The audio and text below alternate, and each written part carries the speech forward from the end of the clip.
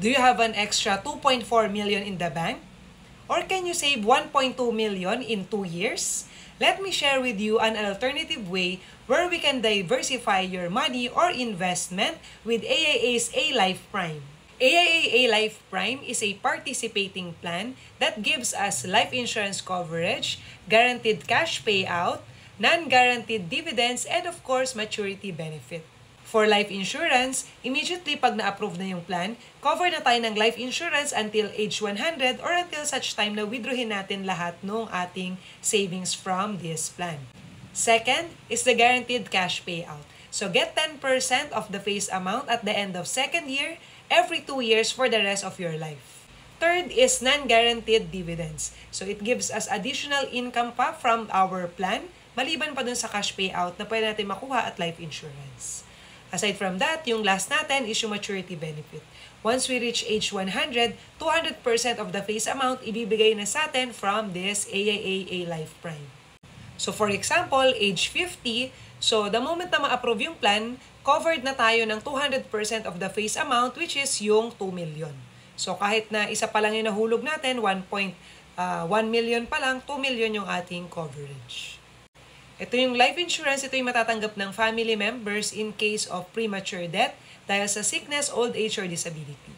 So, to pay ito, so kaya nga dito kung sakali man yung member ay mas mababa pa yung 2 million versus dun sa nabayaran natin kasi yung 1.1 million na to times 2, that's 2.35 million. So, kung alin yung mas malaki, yung hinulugan ba natin minus cash payout, versus the life insurance na 2 million, yun yung matatanggap natin as death benefit. Ito yung ating mode of payment na available for the plan. So how does it work? So I will share with you 2 scenarios. So for example, yung member na to, 50 years old, so nagbayad siya ng 1.1 million ng first year tapos 1.1 million no second year. Dito, itong may blue na marking na nilagay ko, ayan yung guaranteed cash payout na makukuha natin at the end of second year. Yun yung 10% of 1 million, that's 100,000. So makukuha niya at age 52, 54, 56, 58, 60, sunod-sunod while we're still alive. So kanina naman, sinabi ko naman meron tayong non-guaranteed accumulated dividends. So accumulated kasi pwede natin siya makuha pag meron na, pero I highly recommended ipunin na lang siya para mas maramdaman natin yung effect nito or kung gaano pa kalaki yung pwede nating potential na makuha from the plan. So magpa-pile up na lang ito dito. And then yung total benefits natin is kapag nangyari, di ba kaya ka nga nagsisave, is para magkaroon pa ng potential yung money natin na kumita pa. So, for example, dito, chinekan ko age 75. Target natin, kunyari age 75 natin kukunin, maliban sa may nakukuha tayo na year on year, every 2 years na guaranteed cash payout. So, pag age 75, tinerminate natin yung plan, kinuha na nating lahat, ito yung amount na makukuha natin. So, itong 2.6 million na to, ayan yung amount pag pinagsama yung guaranteed cash value natin kasi ito-terminate na natin yung plan.